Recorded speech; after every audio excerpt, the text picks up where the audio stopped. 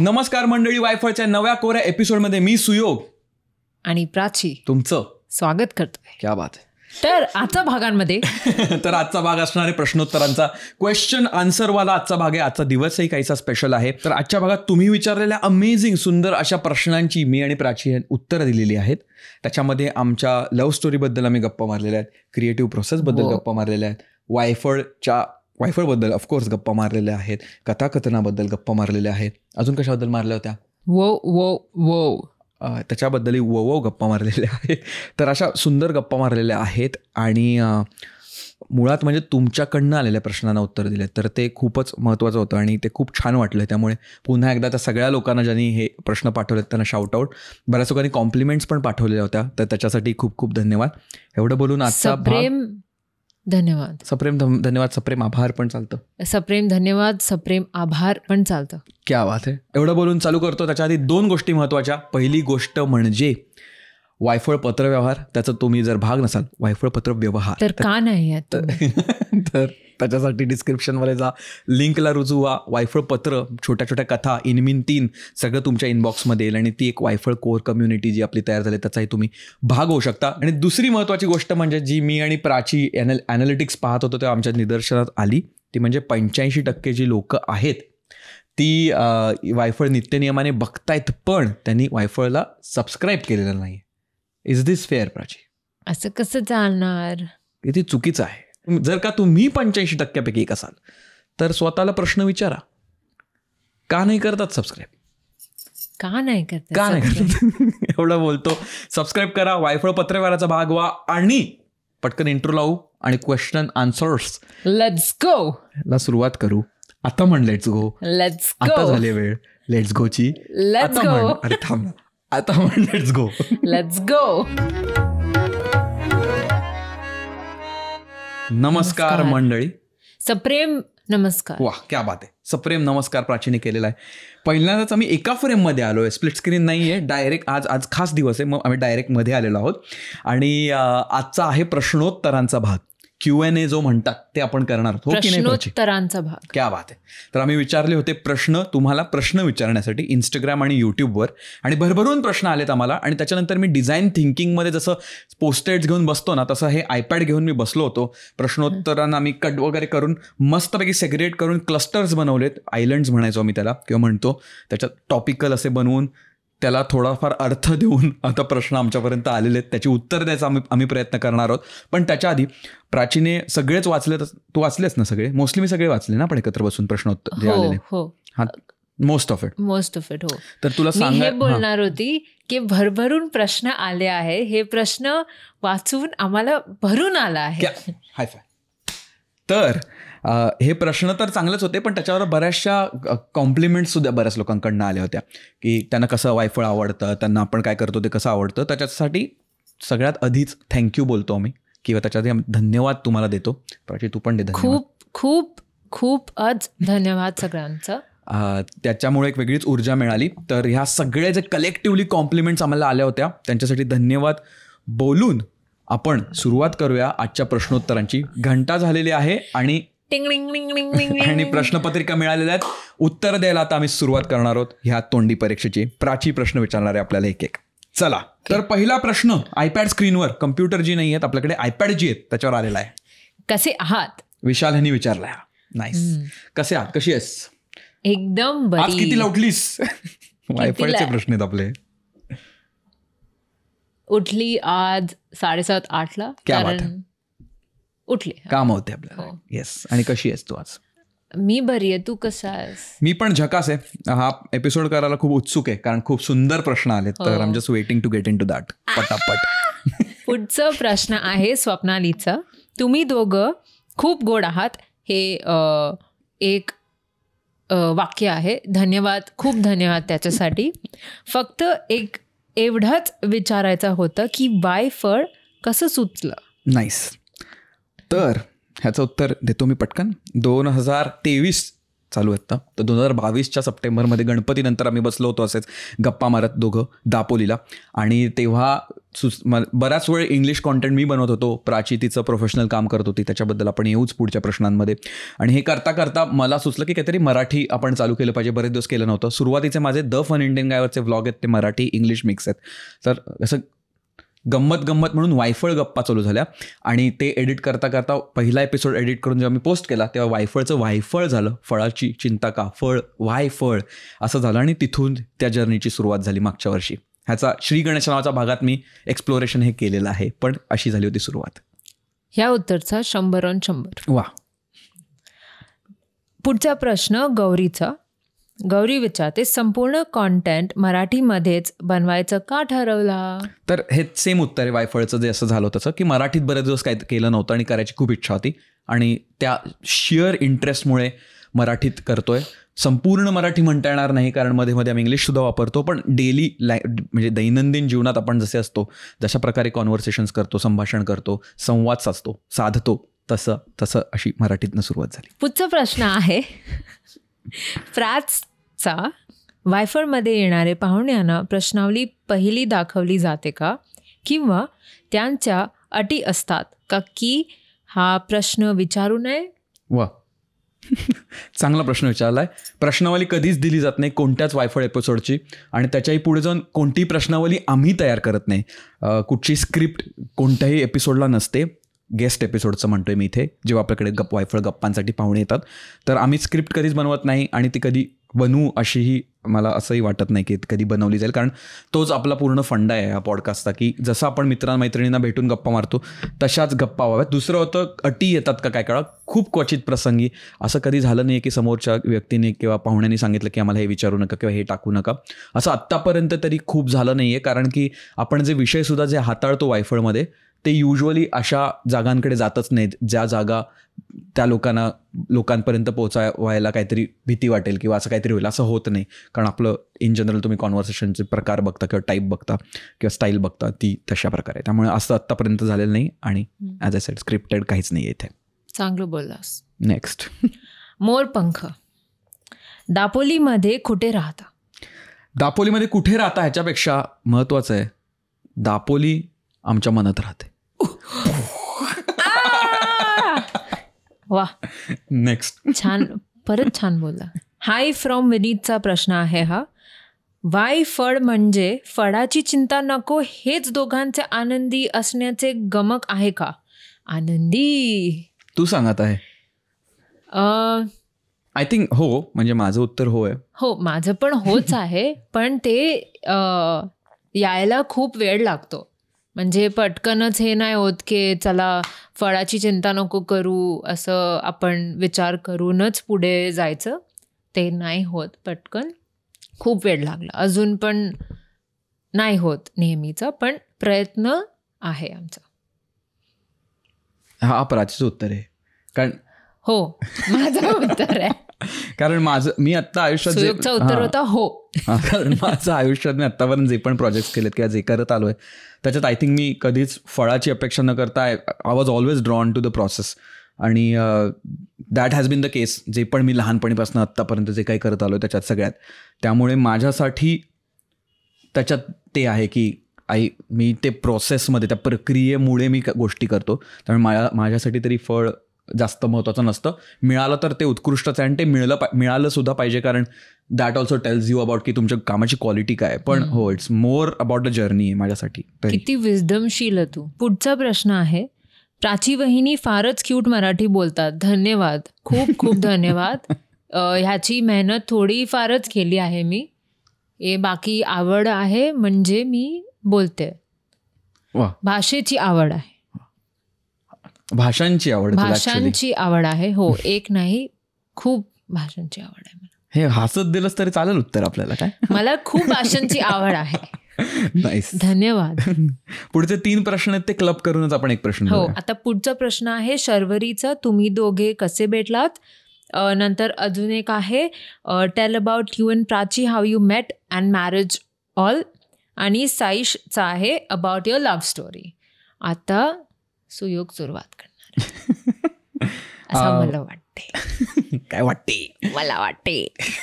तर बेसिकली 2015-16च्या दरम्यान आम्ही भेटलो होतो.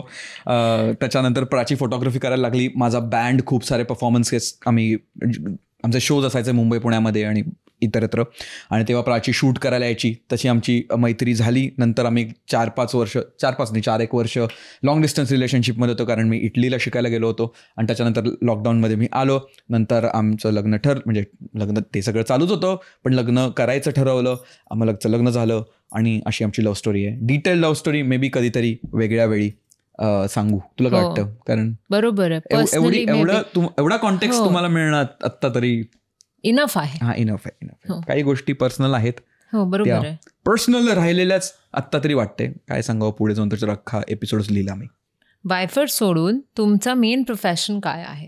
प्राची, तू पहिलं उत्तर द्यायचं. मी कॅमेरा वर्क करते, फोटोज आणि व्हिडिओज काढते, म्हणजे चित्र आणि चित्रपटासारखं मुव्हिंग पिक्चर्स करते मी डॉक्युमेंटरीज पण बनवते आणि शॉर्ट फिल्म्स पण, आणि मेनली तेच आहे माझं.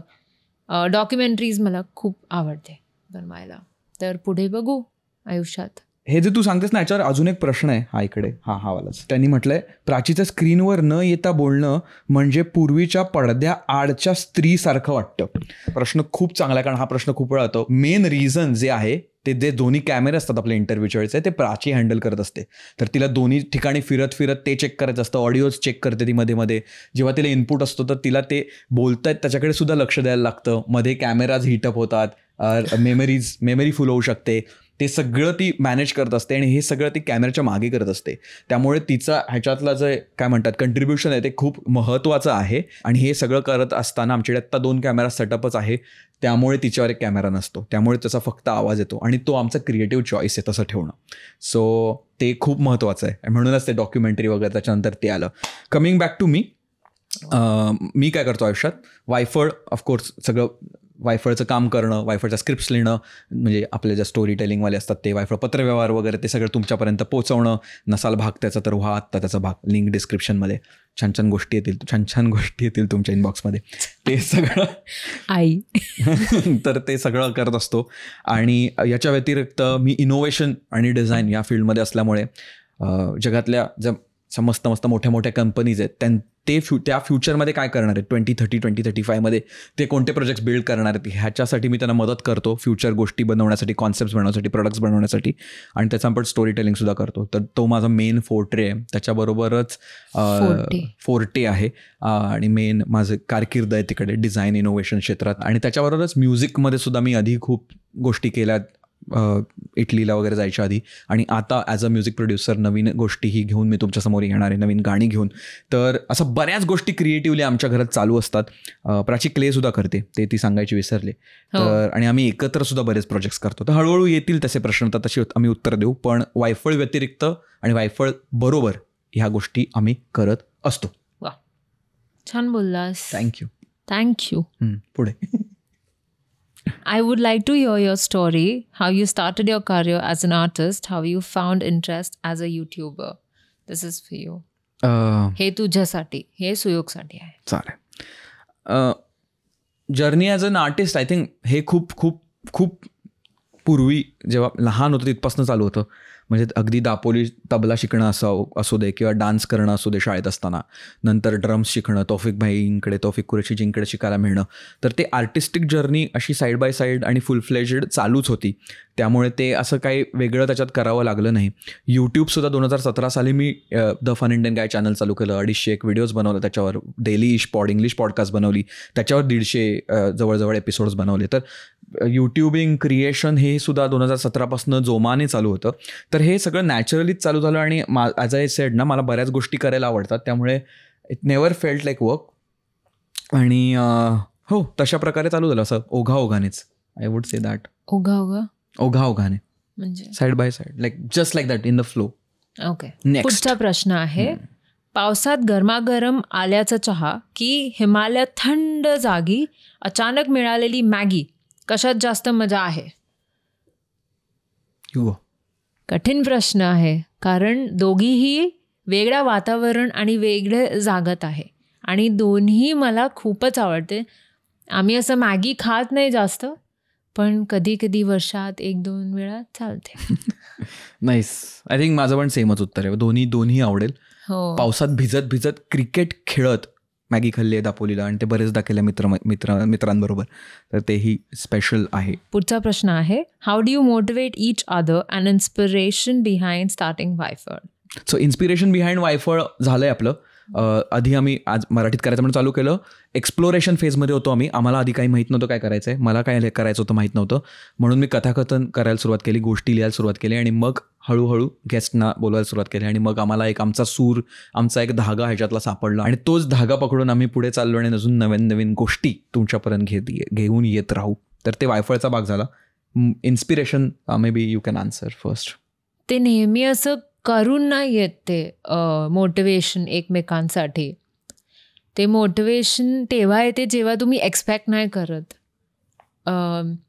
कारण कधी तुम्ही कशामुळे असं तुम्हाला हे वाटते की जे तुम्ही विचार करत होते त्याप्रमाणे वस्तू नाही जात आहे की नाही होत आहे, आणि तेव्हा आय थिंक तुम्हाला मोटिवेशनची खूप गरज असते. त्याला कसं वाटते की मला कसं वाटते ते मोमेंट्स असतात. ते बोलून नाही येत की अरे मला डिमोटिवेट वाटते आता असं. राईट. ते दिसतं तोंडावर की बॉडी लँग्वेजवर.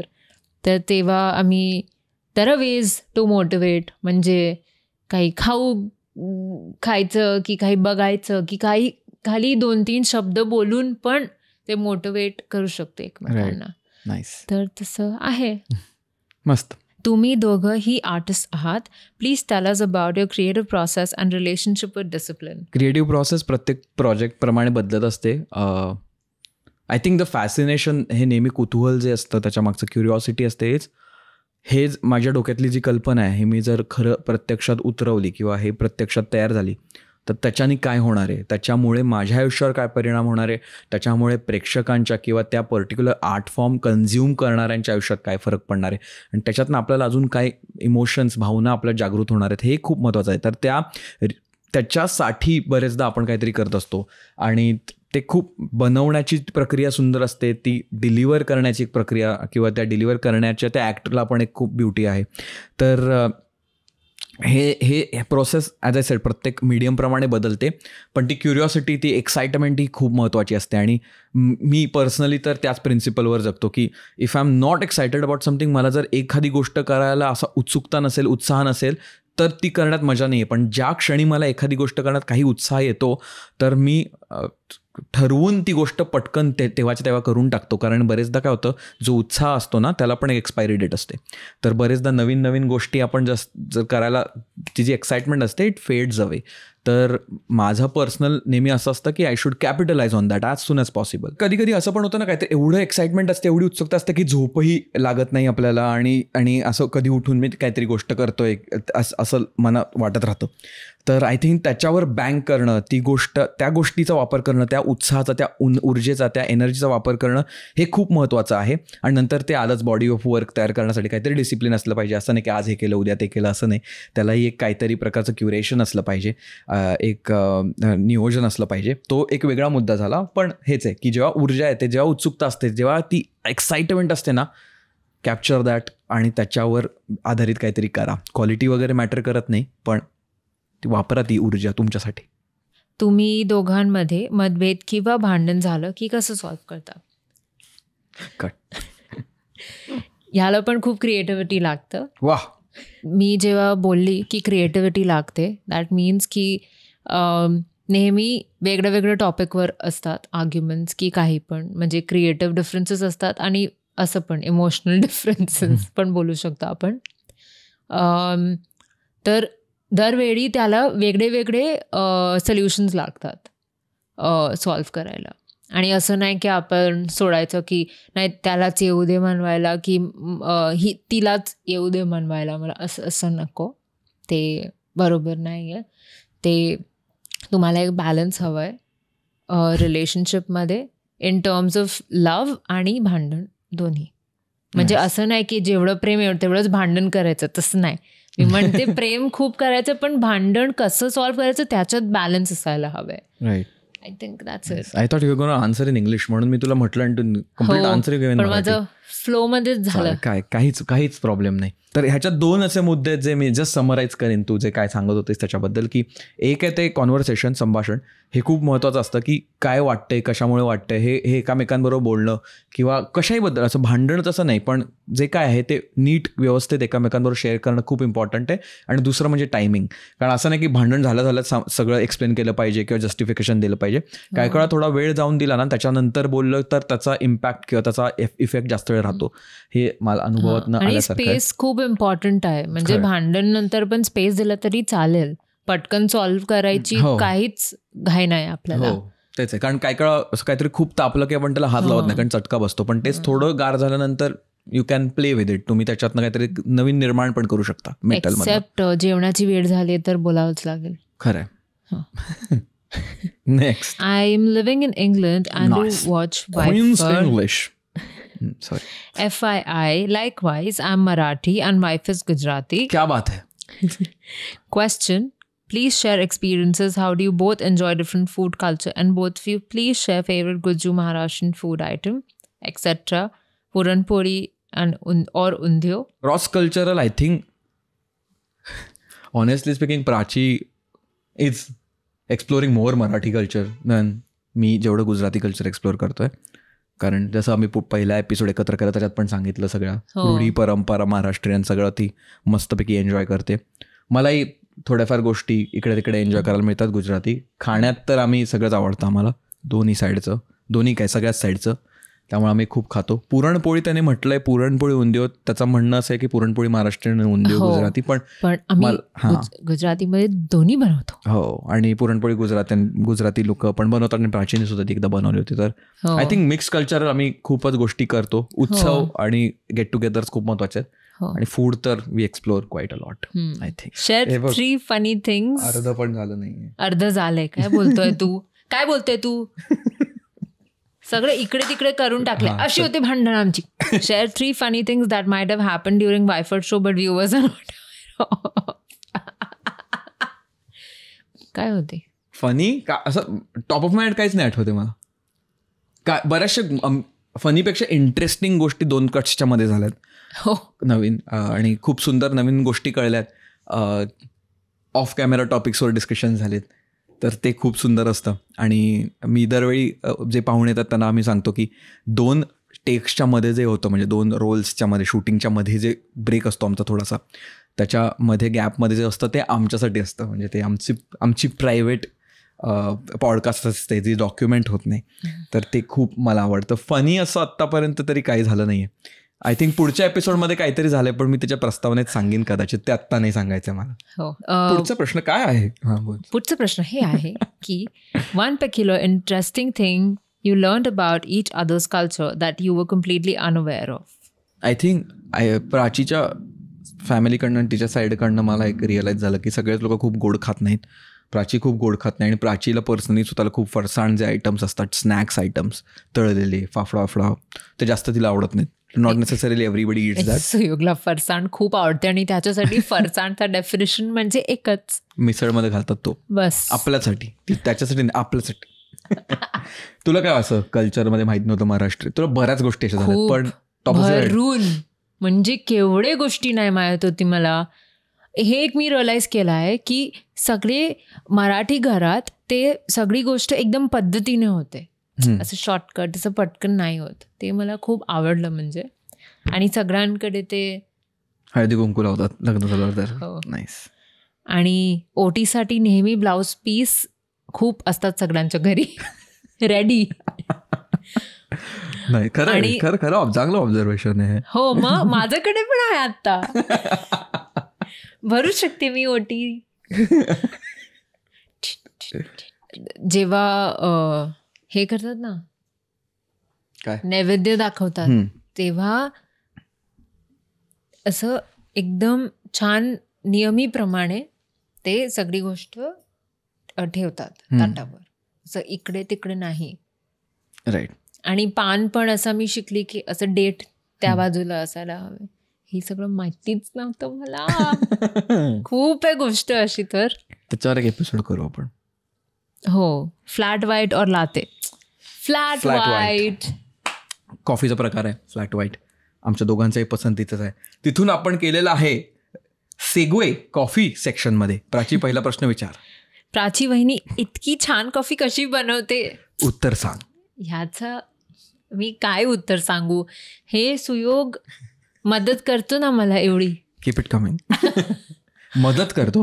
प्राची, खरंच सांग, कॉफी मॅन्युअल ब्रुईंग आयुष्यात तू मोकापट सोडून दे, कुठे कधी करायला सुरुवात केलीस? कोणामुळे करायला सुरुवात केलीस? मी बोलली आपल्या गुरुजनांचा आदर राखला पाहिजे की नाही ते सांग जरा. राखलं पाहिजे. हो, सुयोगमुळे मी शिकली आहे आणि प्रगती पण झाली आहे माझी. वा. मुलगी शिकली, प्रगती झाली, हे मी बोलते. तर मॅन्युअल ब्रुईंग आय थिंक लग्नानंतर आम्ही खूपच दोघेही एन्जॉय करत असल्यामुळे एकत्र बनवतो. आम्ही एकत्र कुठे कुठे बाहेर जातो तेव्हाही आमचा सेटअप घेऊन जातो, स्वतःची कॉफी स्वतः बनवतो. तुमचा कॉफीचा इतका भरभरून कौतुक होता. तुमचा कॉफीची रेसिपी काय आहे? कॉफीमुळेच तुझं आणि प्राचीचं जमलं का? नाही, आमचं कॉफीमुळे नाही जमलंय एकमेकांच्या. पण आता आम्ही कॉफी बरोबर गोष्टी करत असतो सगळ्या. बरोबर आहे. नाईस. आणि कॉफीची रेसिपी असं नाहीये. आमच्या घरी जेव्हा येतो, आमचे म्हणजे जे पाहुणे येतात किंवा आमचे फ्रेंड्स येतात, घरून आई बाबा येतात, फॅमिली येते, रिलेटिव्स येतात, तर आमचा प्रॉपर कॉफीचा मेन्यू आहे इकडे जो लावलेला आहे किचनमध्ये. तर लोक पिक करतात त्यांना काय कॉफी हवी आणि त्याच्याप्रमाणे आम्ही कॉफी बनवतो. तर त्याच्या प्रत्येकाच्या वेगवेगळ्या रेसिपीज, म्हणजे कॅपुचिनो झालं, एरोप्रेस थ्रू, V60 वगैरे असं बरंच काय काय आहे. कधीतरी आपण वेळ काढून त्याच्याबद्दल बोलू, पण बऱ्याच रेसिपीज आहेत. हो. आणि आमंड मिल्क अजून म्हणजे आत्ताच सुरू केलंय आम्ही. झाले 6-7 महिने आता त्याला. हो, आमंड मिल्क, ओट मिल्क ह्या गोष्टी आम्ही घरी बनवतो. त्याचं डिपार्टमेंट प्राचीकडे असतं. मजा येते. आणि प्रयोग कॅफे नावाने आम्ही कधी कधी कॅफेज उघडतो इकडे मुंबईत. पॉपअप कॅफे 2 दिवसाचे वगैरे. कधी आय थिंक वायफळ जोमाने झाल्यापासून आपण कधी केलं नाहीये. कधीतरी करू. मग आमच्या हातची मिळेल तुम्हाला कॉफी प्यायला कुठेतरी. हो, म्हणजे पुढचा प्रश्न हेच आहे. प्रश्न नाही, पण एक विनंती होती की तुम्ही कॉफी विषयी एक भाग आता कराच. नक्की आवडेल आम्हाला, प्लीज. हो, डन. करू, नक्की करू. का नाही करू शकत? करू शकतो. पुढचे काहीसेच प्रश्न उरलेले आहेत, हातावर मोजण्यात की. कॉन्टेंट क्रिएशनमध्ये तुमच्या ॲस्पिरेशन्स काय आहेत, in general in life also? Content क्रिएशनसाठी ॲस्पिरेशन आणि in general life I think ना कॉन्टेंट, कारण ॲज अ सेड ना मी डिझाईन क्षेत्रात असतो आणि लॉट ऑफ प्रोडक्ट सर्व्हिसेसमध्ये मी इनोव्हेशनचं काम करतो आणि बरंच काय काय करत असतो. तर प्रॉडक्ट मार्केट फिट हे खूप महत्त्वाचं असतं त्यातलं. म्हणजे तुम्ही जे काय बनवताय आणि त्याचं मार्केट फिट आहे की नाही, ते मार्केटमध्ये विकलं जातं की नाही, मार्केटमध्ये ते ॲक्सेप्टेड आहे की नाही, लोक वापरत आहेत की नाही, लोक त्याचा व्यवस्थित फायदा उठवून आयुष्यात काही गोष्टी करतात की नाही, खूप खूप महत्त्वाचं असतं. त्यामुळे कॉन्टेंट क्रिएशन हा एक भाग झाला, पण त्याचं प्रॉडक्ट मार्केट फिट असणं खूप महत्त्वाचं आहे. कारण जेव्हा ते होतं तेव्हाच तुम्ही बनवलेला कॉन्टेंट त्या योग्य लोकांपर्यंत पोचतो, तो वेल सेलिब्रेटेड असतो आणि तो अजून मोठ्या ऑडियन्सपर्यंत पोचू शकतो. तर क्रिएशन प्रोसेस ही फारशी तुमच्यावर डिपेंडंट आहे. तुम्हाला कसं काय करायचं आहे ते सगळं तुमच्यावर आहे. त्यामुळे आमचं पण ॲस्पिरेशन असं काही नाही आहे, पण जे आम्हाला आवडतं, जे करावंसं वाटतं ते आम्ही करून बघतो, लोकांची रिॲक्शन बघतो कॉन्टेंट ह्याच्यात. बाकीचे आर्टिस्टिक प्रोजेक्टमध्ये आम्ही प्रोजेक्टवर जास्त लक्ष असतं, प्रोसेसवर. पण हां, कॉन्टेंटमध्ये युजली कशा रिॲक्शन्स आहेत बघतो आणि त्याच्यावरनं शिकून कॉन्टेंट थोडं ट्विक करून किंवा त्याच्यात नवीन आयडियाज आणून पुढे नेण्याचा आम्ही आत्ता तरी प्रयत्न करतो. आम्ही सुद्धा तसा म्हणायला गेलो तरी 2017 तरी करत असलो आणि झाले असतील 350 व्हिडिओज वेगवेगळ्या प्लॅटफॉर्म्सवर आत्तापर्यंत. तरी पण every day is a new day आणि every time we do something is different. तर ते ॲस्पिरेशन असं त्याच्यात धरता येणार नाही. पण हां, नवीन शिकणं आणि करणं, आणि आयुष्यात पण तेच आहे जे आवडतं आहे, न्यूनेस फॅक्टर जो असतो, नवनवीन करत राहायचं, एक्सप्लोअर करत राहायचं. तर ह्या सगळ्यावर आमचं लक्ष असतं आणि असंच पुढे होत राहू आणि वेगवेगळ्या गोष्टी करता यावं ज्या आम्हाला करायच्यात. हेच ईश्वरचरणी प्रार्थना. नेक्स्ट. छान बोललास, धन्यवाद. पुढचा प्रश्न. मराठी भाषा अजून लोकांपर्यंत सोप्या पद्धतीने पोहोचावी ह्यासाठी काहीतरी करू शकतो का? Soft power types. सॉफ्ट पॉवरचं माहिती नाही मला, पण वायफळ सुद्धा असाच एक उपक्रम आहे जिथे आपण मराठी भाषा वापरतोय. संपूर्णतः वापरत नाही, इंग्लिश वगैरे येत असतं त्याच्यात, पण तशा पद्धतीनेच आपण संवाद साधतो. पण मराठी हा त्याचा कोर मूलभूत पाया आहे आणि ती आत्ताच्या पिढीपर्यंत पोचावी याच्यासाठी सुद्धा काही प्रयत्न चालू असतात. तर आमच्याकडनं असे प्रयत्न चालू आहेत. आणि काही झालं ना, in the end of the day Marathi ही भावनासुद्धा आहे. जरी मराठी भाषा नाही वापरली तरी मराठी भावनासुद्धा महत्त्वाची आहे. तर ती भाषा तर त्याचा महत्त्वाचा मुद्दा आहेच, पण त्या भावनासुद्धा जागृत करणं आणि पोचवणं हे खूप महत्त्वाचं आहे. तर ते आम्ही वेगवेगळ्या प्रकारे करायचा प्रयत्न करतोय. पुढचा प्रश्न हे आहे की मराठी वाचनसाठी कुठले पुस्तक उत्तम आहे बिगिनर्ससाठी?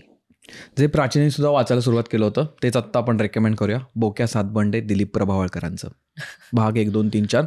लहान मुलांचं पुस्तक असतं तरी ते फार इंटरेस्टिंग आहे. तिथून सुरुवात करू शकता. आय थिंक वनवास वाचतोय मी प्रकाश नारायण संतांचं, तर तेही एक सुंदर सुरुवात होऊ शकते. हो. पुढचा प्रश्न, एखादं कथाकथन विनोदी पण होऊन जाऊ द्या की निवडक पुलंसारखं? प्रयत्न करू शकतो. जसं सांगितलं खूप बिगिनिंग फेजमध्ये आम्ही प्रोसेसच्या ह्या गोष्टी लिहिण्याच्या. फनी करायचं ट्राय करीन, पण आय थिंक ते परफॉर्मन्स बेस्ड जे आहे ना ते याला थोडा वेळ लागेल, पण आहे थोडासा प्रयत्न आहे फनी पण लिहायचा. पण I think I need some more time I feel. आणि ते परफॉर्म करायला पण समोर 4 लोक बसली असतील तर ते डिलिव्हरीमध्ये पण ते अजून खुलतं. तर तेही बघूया कधी करता येते. 2024 येत आहे, काहीतरी करू आपण लाईव्ह पुढे. If you record time capsules today and reschedule release on the December 2024, what would you like to record? वा, हा शेवटचा प्रश्न आहे. वा, हाच पॉडकास्ट 2024 मध्ये आला. Crazy. Time travel I think reflective गोष्टी असतात त्या छान वाटतात, कारण 1 वर्ष इज नॉट क्रेझी अशी उडी नाही आहे, ती अशी मॅनेजेबल उडी आहे. रिफ्लेक्टिव्ह गोष्ट म्हणजे मला असं वाटतं की ह्यावर्षी मला हे करायला आवडेल किंवा मला हे करायचं आहे, आणि मग डिसेंबरमध्ये ते येईल तेव्हा मग त्याला एक रिॲक्शन म्हणून दुसरा एपिसोड करायचा की हे झालं की नाही, किंवा काय झालं ॲक्च्युली, काय नवीन झालं. छान प्रश्न होते. हो, खूपच मजेदार, खूप मस्त वेगळे प्रश्न. इंटरेस्टिंग. Yes, interesting. नाईस. तर इंटरेसांते. तू जर्मन इटालियन झालं. Sorry, German Italian. Interessante. Molto interessante. Perfetto. Amore. Anyway, आजचा भाग आपण इथे संपूर्ण करूया. हो. मस्त प्रश्न विचारलेत, खूप खूप धन्यवाद त्याच्यासाठी. कॉम्प्लिमेंटसाठी सुद्धा पुन्हा एकदा धन्यवाद. असंच प्रश्नोत्तर कधीतरी लाईव्ह करू लोकांबरोबर. लाईव्ह स्ट्रीम पण करता येईल, पण लाईव्ह इन पर्सन सुद्धा करता येईल. असं काहीतरी बघू. पण ह्या वर्षीसाठी काइंड ऑफ हा स्पेशल दिवस सुद्धा आहे आजचा, आणि 2023 सुद्धा आता ऑलमोस्ट संपायला आलाय, आणि त्यावेळी आपण हा रिफ्लेक्टिव्ह काइंड ऑफ एपिसोड बनवलाय. रिफ्लेक्टिव्ह नाही ऍक्च्युली, तुमचे प्रश्न. खरंय. 2000 ह्यावेळी मागच्या वर्षी 3 गेस्ट एपिसोड फक्त येऊन गेले होते. इंद्रजीत, तृप्ती आणि आयुषी. आणि मग नील चालू होता जानेवारीमध्ये. असं वाटतं की खूप खूप दिवसांपूर्वी केलं होतं ते.